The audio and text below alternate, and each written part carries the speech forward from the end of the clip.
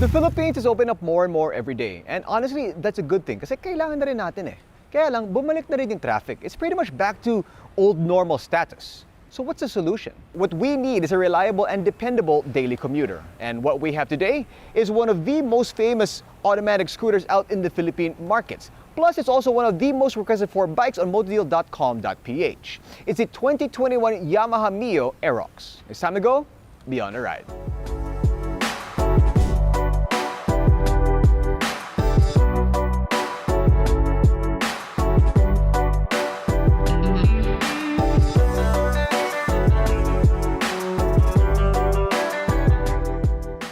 The bike is powered by a liquid-cooled 4-stroke single overhead cam 4-valve engine that makes just over 15 horsepower and 13.8 newton-meters of torque. Stopping power comes from disc brakes up front with ABS. Unfortunately, you only get drum brakes at the back.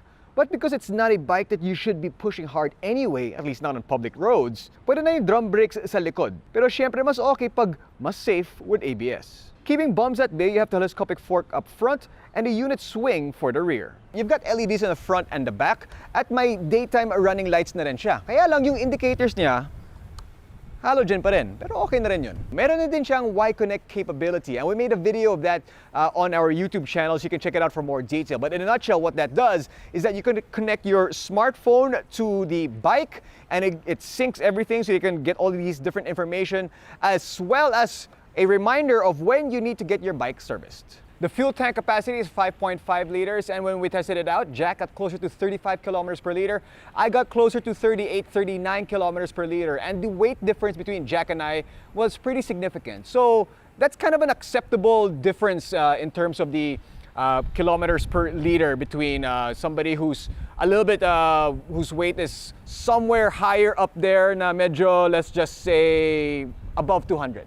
And somebody who's closer to the 140, 145 pounds.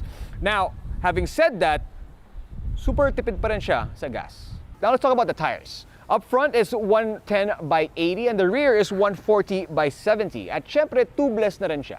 So let's talk about the compartments and storage of the scooter. Now up front, you have this little glove box type thing. And inside, you have a 12-volt socket para pwede mo i-charge yung mga gadgets. Now, it's not that deep.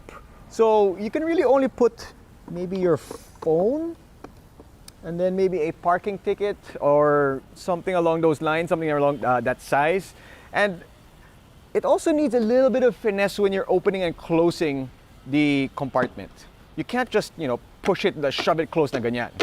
You need to just, konting finesse ng konti. There's a little click that you hear and feel as you close that little glove box.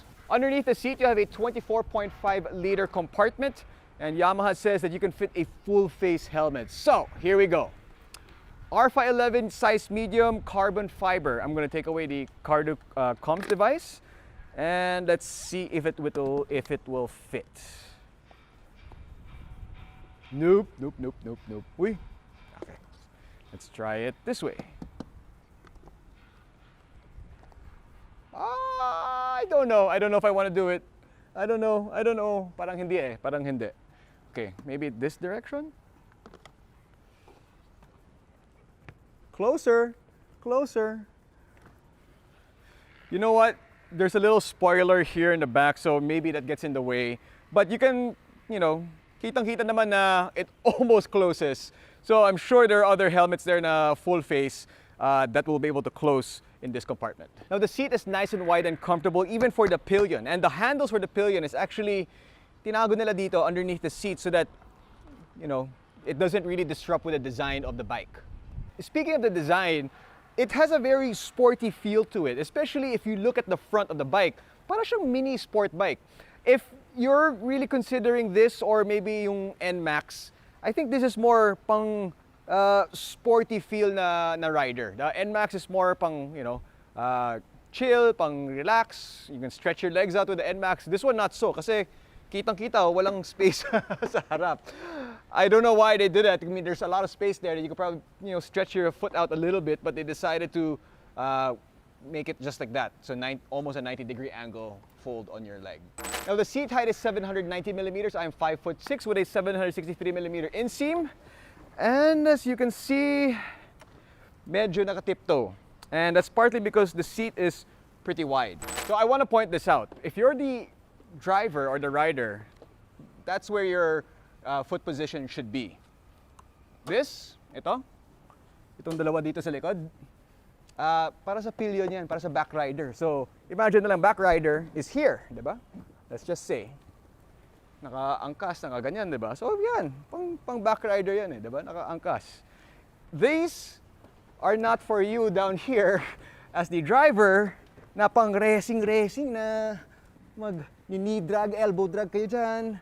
Yeah, don't do that. It's not meant for that. Keep your feet here. That's probably the safest place for you to keep your feet.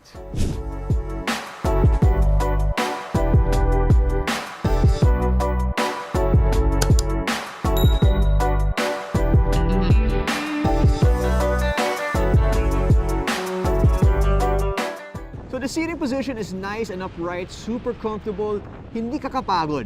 Komportable yung upuan, pati na rin yung suspension. You will still feel the mga lubakan on the road and that kind of thing, but not more than any other maxi scooter. You know, scooter siya, but may konting sport bike feel din siya. It's nimble and flickable.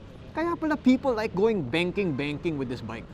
Now, I'm kind of surprised now wala masyadong vibration. Other scooters or bikes that have a similar engine, you can feel the vibration. Ito, wala masyado. There is, but it's a good vibration. It's a sweet sensation. Just so you know you're riding a motorcycle. The power delivery is very smooth, and you can feel the VVA or the variable valve actuation. And the brakes do work really well. Kahit na drum brake lang yung likod, okay na siya. No frills automatic scooter that gets the job done. It's pretty basic with nice safety features. At may konting hatak na din siya. It's easy to ride, great for beginners, built for the city, easy to filter, pero pwede ding pang long ride. It does have a little bit of a sporty stance compared to the NMAX and the PCX or the ADV 150. So if mas type mo yung mas sporty na scooter, na maxi scooter, then this one could be the one for you. I really feel that it is a reliable daily commuter that is more than enough to be used as a weekend touring machine. It's really the best of both worlds. Something I do wish that they decided to do with this scooter is that they should have given a better footwell. I mean, the NMAX you can stretch out, you know, the other maxi scooters you can stretch out. This one, for some reason, they blocked it. You can't. So medyo, you know, I know for me na, you know, 5'6" ako, so pwede na para sa akin. But imagine somebody taller, na somebody siguro mga 6 feet tall, or somebody, you know, somewhere along those lines, baka mahirapan sila na medyo cramped masyado. But for me, again, for most, I guess, Pinoys, I am average height, right, for a Filipino male, okay na siya. Okay siya.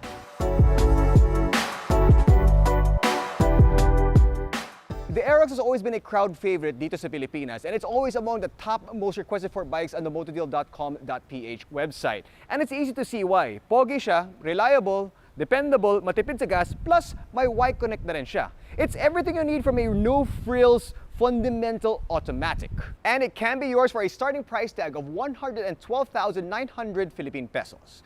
That, my friends, is a great deal. For more information about this bike and other MCs out there, log on to www.motodeal.com.ph. This has been Gene Rufino. Hope you guys enjoyed going beyond the ride.